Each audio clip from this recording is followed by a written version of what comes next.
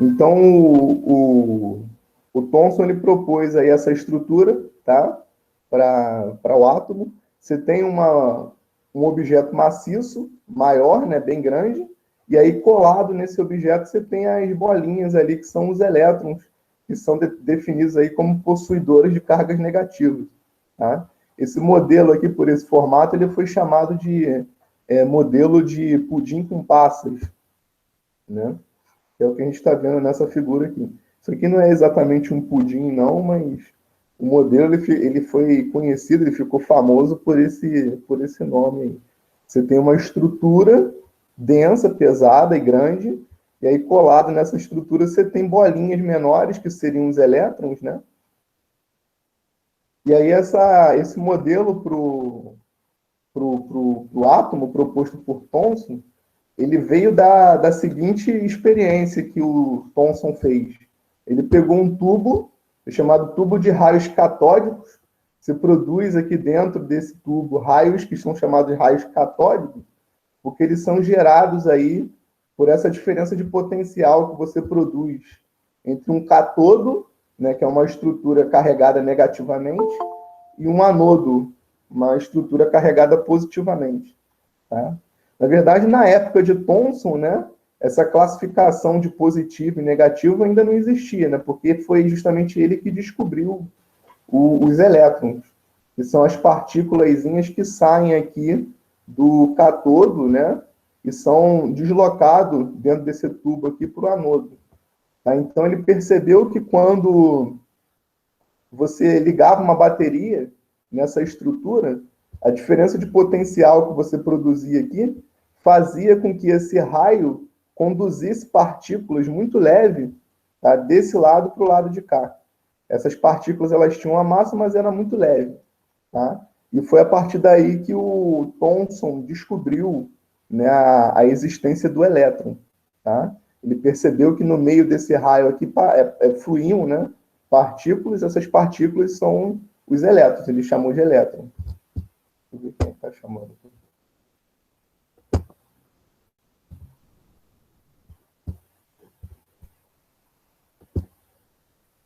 Certo? Então ele descobriu aí os elétrons, né? Esse tubo aqui é chamado tubo de raios catódicos, tá? Esses raios que saem do cátodo e vão para o anodo são os raios catódicos. E aí dentro desse tubo você tem vácuo. Ele faz vácuo aqui dentro, né? Você puxa o ar daqui de dentro, você consegue eliminar a matéria aqui dentro, né?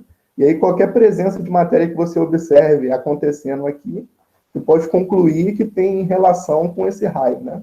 Então foi assim que Thomson descobriu o elétron e propôs aquele modelo que a gente viu ali em cima. Tá?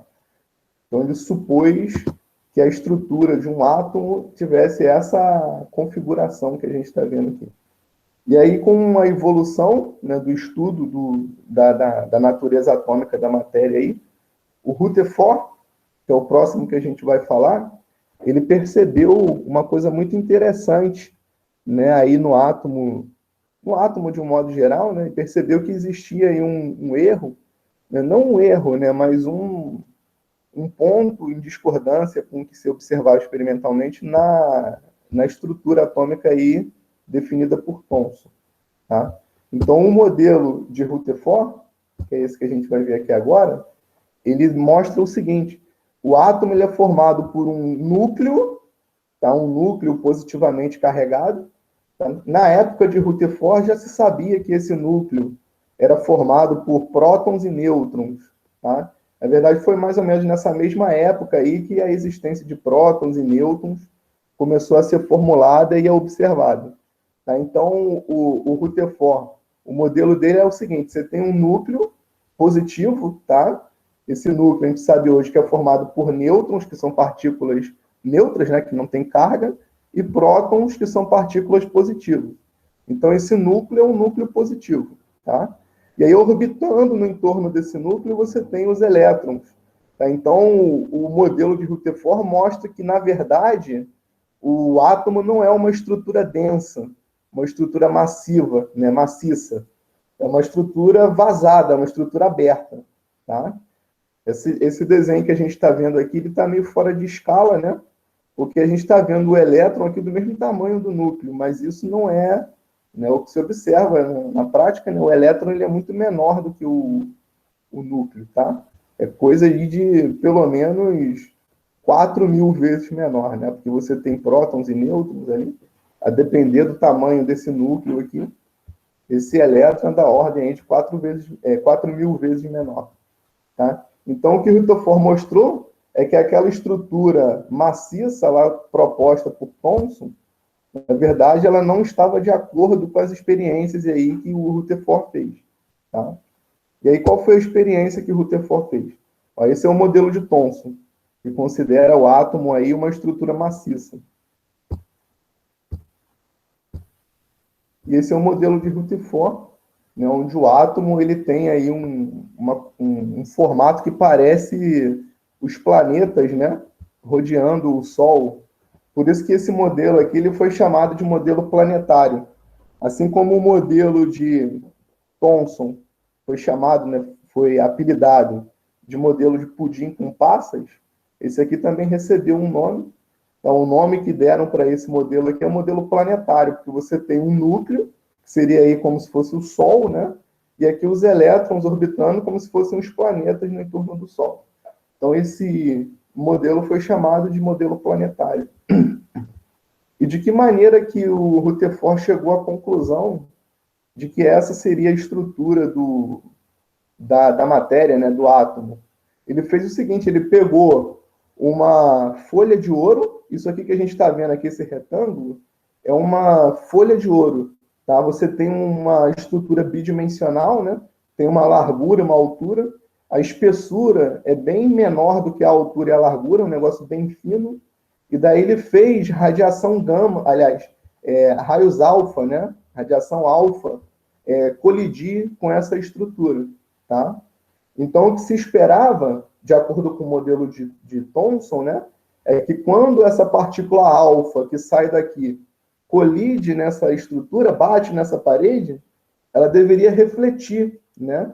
Considerando aí o átomo como uma estrutura maciça, se você tem uma partícula alfa que colide nessa estrutura maciça, o que se espera é que essa partícula alfa reflita, ela volte, né? Ela bate e volta. Mas não é isso que acontece na prática. Se você joga lá 1 milhão de partículas alfa, a maioria dessas partículas alfa atravessa essa parede e uma pequena parte delas chegam a refletir. Mas a esmagadora maioria aí das partículas são espalhadas, né? Atravessam a parede e são espalhadas, tá?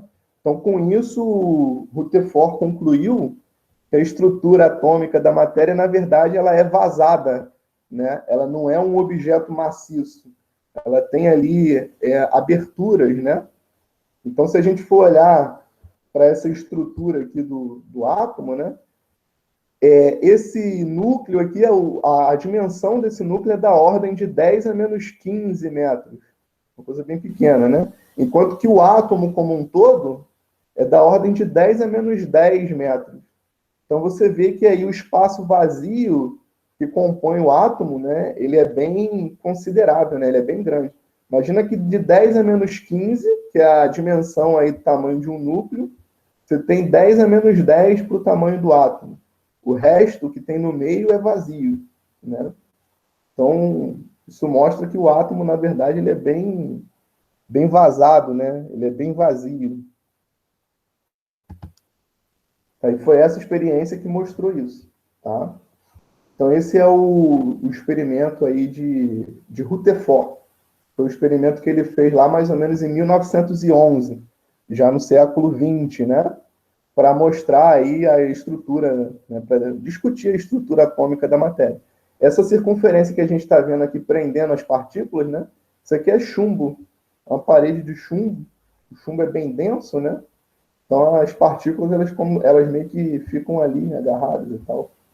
E a partícula alfa, essa partícula que a gente chama de partícula alfa, é o núcleo do átomo de hélio, tá? Então o que é o átomo de hélio? Você tem lá 2 prótons, 2 nêutrons, formando o núcleo, né? e aí você tem os elétrons ali orbitando o núcleo. Então, uma partícula alfa é você pegar um átomo de hélio e retirar os elétrons dele. Tá? Então, é uma partícula positiva. Então, as bolinhas, né, as partículas que saem desse emissor aqui são partículas alfa. 2 nêutrons e 2 prótons agarrados. Tá? E aí, quando essas partículas batem nessa parede, algumas poucas refletem, mas a grande parte é espalhado lá para trás da parede, né, da folha de ouro. Tá? Só que até aí tudo bem. Tá? Rutherford concluiu que a estrutura atômica da matéria, né, a cara de um átomo, tem esse formato aqui. Você tem lá o núcleo, os elétrons orbitam, a maior parte do átomo é composto aí de vazio, tudo bem. Só que esse modelo de Rutherford aqui, ele tem um pequeno problema, que é o seguinte: se esses elétrons eles estão orbitando o núcleo do átomo, né, como eles estão ali no movimento fechado, existe uma energia centrípeta, uma força centrípeta, né, puxando esse objeto para o centro, que não deixa essa partícula sair para fora da estrutura atômica. Significa que essas partículas carregadas elas deveriam estar emitindo energia para fora, ejetando energia. É isso que ensina para a gente o eletromagnetismo recém-desenvolvido aí no final do século XVIII, início do século XIX. Né? Então, pelo eletromagnetismo, tem uma inconsistência nesse modelo, que é o fato de que essas bolinhas que estão girando no entorno do núcleo deveriam estar perdendo energia, e aí, consequentemente, elas estariam se aproximando do núcleo, e aí essa estrutura ela não teria estabilidade. Né? Em frações de segundo, essas bolinhas deveriam colidir com o núcleo e o átomo deveria implodir, né? Deixar de existir. Isso porque essas partículas aqui estariam jogando energia para fora, já que elas estão no movimento acelerado. Tá? Então é aí que entra a física moderna, é aí que entra o Bohr, né? Então esse modelo de Rutherford aqui é de mais ou menos 1911, e aí a partir de 1913, o Bohr, que era estudante lá de doutorado, né, colaborador do Rutherford, pegou esse modelo e começou a estudar ele, né? E daí ele percebeu essas inconsistências e começou a tentar resolver esse problema. Tá? Então, esse problema aqui do átomo de Rutherford é um dos problemas que estavam em aberto aí, né, no início do século XX, lá 1900 e pouco, tá? Para ser resolvidos aí pela física moderna, que estava começando a se desenvolver. Né? Como a gente viu, o primeiro problema aí que foi resolvido na física moderna foi o problema da radiação de corpo negro, lá por Planck, né? Onde ele trouxe lá aquela constante H. A gente viu na aula passada que teve o problema do efeito fotoelétrico, que foi resolvido por Einstein, usando aí o que Planck fez lá na radiação de corpo negro.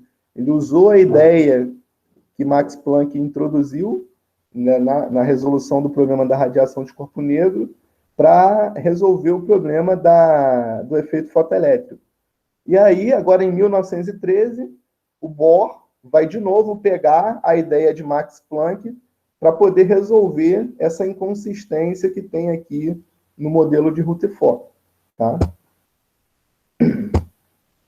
Então, o modelo de Bohr, ele é basicamente o modelo de Rutherford, só que com algumas características novas, alguns detalhes novos. Tá? O primeiro detalhe é o seguinte: os elétrons que estão orbitando aqui o núcleo do átomo, né, eles vão poder orbitar com energia constante, desde que eles estejam ocupando órbitas muito bem definidas. Tá? Esse foi um postulado que o Bohr fez, tá? Para poder resolver esse problema da estabilidade aí energética do átomo. Então ele falou o seguinte: os elétrons eles vão poder orbitar sem perder energia, sim, desde que eles orbitem em órbitas muito específicas, tá? E aí ele concluiu que essas órbitas muito específicas seriam órbitas que têm momento angular proporcional àquele H que o Max Planck lá introduziu em 1900. O momento angular é uma propriedade física que a gente não estuda no ensino médio, tá? Então, o que o Bohr fez foi o seguinte, né? Esse momento angular, que poderia valer qualquer coisa no modelo de Rutherford, na verdade, ele vai ser sempre proporcional, ele deve ser proporcional àquela constante de Planck, aquele H, tá? E aí, os elétrons eles só vão poder orbitar em órbitas que têm essa característica. Essa propriedade chamada momento angular é proporcional à constante de Planck. E aí, se um elétron passa de uma órbita para outra, mais externa, ele tem que ganhar uma quantidade de energia também proporcional a essa constante de Planck, tá? Então, se o elétron sai aqui dessa órbita mais interna e pula para uma órbita mais externa, ele tem que ganhar uma quantidade de energia aí. Qual que é a quantidade de energia que ele vai ganhar? É uma quantidade correspondente àquela constante de Planck, aquele H, tá? Então, ele vai ganhar uma quantidade de energia que é proporcional. Então, se ele sai da primeira órbita para a segunda, ele ganha aí uma parte proporcional a essa constante de Planck. Se ele sai da primeira órbita para a terceira, ele ganha duas partes proporcionais a essa constante de Planck, tá? E aí, com isso, o Bohr conseguiu justificar, né, a estabilidade energética do átomo, tá? Ele mostrou com isso que o átomo ele é possível, né, desde que os elétrons ocupem aí essas órbitas, tá? Então, esse é o modelo, o primeiro modelo dentro da física moderna para explicar a estrutura atômica da matéria, tá? De acordo com as propriedades, né, com as características da física moderna. Então, conforme o átomo, aliás, conforme o elétron ele vai ficando mais longe desse núcleo, ele vai ganhando energia. Então, se ele está aqui bem perto, ele pula para uma próxima órbita, ele ganhou uma energia. Se ele estava nessa órbita, pulou para a próxima, ele ganhou energia. Agora, se ele vai se aproximando do núcleo do átomo, ele perde energia, tá? Então, se ele está nessa órbita mais longínqua aqui e pula para essa outra, ele tem que perder uma certa quantidade de energia aqui, tá? Essas órbitas são aquelas que a gente aprende na química, né? K, L, M, lá da distribuição eletrônica. Esses dois aqui são o Rutherford e o Bohr. Esse é o Rutherford, esse é o Bohr. O Rutherford é um pouco mais velho que o Bohr, né? O Bohr foi orientando, aí, foi aluno de doutorado do Rutherford. E aí o que a gente tem hoje em dia é um modelo que, na verdade, é um pouco a evolução do modelo de Bohr. Se a gente for olhar para essa estrutura aqui, essa figura dá a entender que a gente consegue localizar o elétron nessa eletrosfera, né? Aqui no entorno do núcleo. Essa bolinha, muito bem definida aqui nesse ponto, dá a ideia de que a gente consegue localizar os elétrons no entorno do núcleo. Só que, com o avanço da mecânica quântica, da teoria quântica, se mostrou, existe um princípio chamado princípio de Heisenberg, que você não consegue definir com precisão a posição de um elétron, tá? Então, esse modelo que a gente está vendo desenhado aqui, você tem aí uma nuvem, né? Essa nuvem, ela representa a probabilidade de você encontrar um elétron naquele lugar ou não, mas você não pode dizer que ele está ali com certeza. E aí, conforme essa nuvem ela vai ficando mais densa, né, mais escura, maior é a probabilidade de você encontrar o elétron naquela região. Então, aqui, esse pontinho vermelho é o núcleo do átomo, tá? E aí, aqui, nas proximidades do núcleo do átomo, você tem uma estrutura mais escura, né? Significa que a probabilidade de você encontrar os elétrons naquela região é maior do que conforme você vai se afastando, tá? Então, esse modelo aí, que é o modelo mais atual, ele funciona meio baseado aí nesse tal princípio de Heisenberg, que diz que a gente não consegue definir com precisão a posição das partículas atômicas, né, de ordem atômica. Se você tem uma precisão muito boa na posição dessa partícula, significa que você tem uma imprecisão muito grande na velocidade, né? Ou seja, para onde que essa partícula está se movendo. E vice-versa. Se você tem uma precisão muito grande na velocidade, você tem uma definição de qual é o caminho que esse objeto pode estar fazendo, você não sabe exatamente aonde que ele vai estar. Tá? A sua precisão na posição é ruim. E aí, por isso que a gente não consegue representar, ou não deve representar, o elétrons por bolinhas bem específicas, né? Como é aqui esse desenho que representa o modelo de Bohr, tá? E aí a matemática que está por trás aqui desse modelo é uma matemática muito complexa, né, que envolve equações diferenciais com número complexo, então são coisas bem... É o que a gente tem aí hoje em dia, né? Desde aquela época até hoje, né? A física ela foi evoluindo, o conhecimento sobre a física ela foi evoluindo, né? E aí, nessa evolução dos conceitos da física, ela vai se tornando mais matemática e menos observacional, né? Então, a física contemporânea que a gente tem hoje em dia, ela é uma física extremamente matemática, uma matemática muito difícil, e a experimentação, a parte experimental, exige aí o uso de recursos tecnológicos muito avançados, né? Então, a gente tem lá na Suíça, entre a França e a Suíça, o LHC, né, que é aquele laboratório onde se estuda a física quântica, né? Então, não é uma coisa fácil de se fazer, né? E aí, conforme o tempo vai passando, as coisas vão ficando mais complicadas mesmo.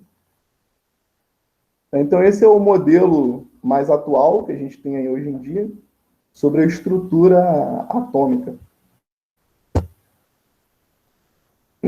E daí, as atividades que a gente vai fazer, né, para quem for ficar aí no módulo 5 e 6, são atividades com relação a isso que a gente está vendo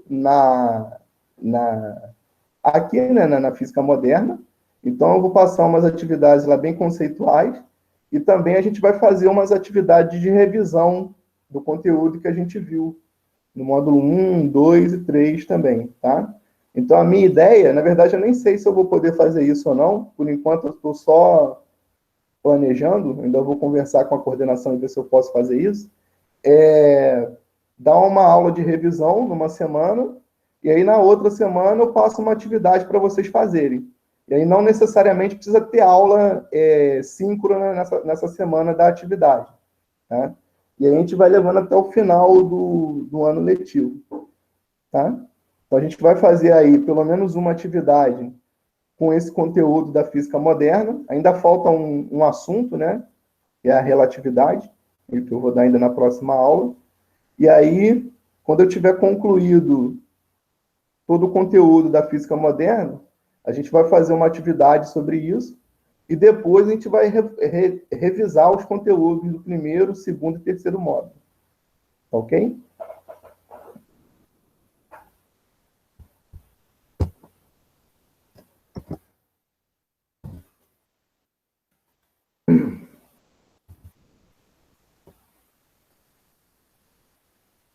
A lista de presença é essa aí. Se alguém quiser tirar alguma dúvida, perguntar alguma coisa aí sobre o conteúdo da aula de hoje, ou das aulas anteriores, estou à disposição aqui. Se não, por hoje é só. A gente se vê aí daqui a 2 semanas, tá?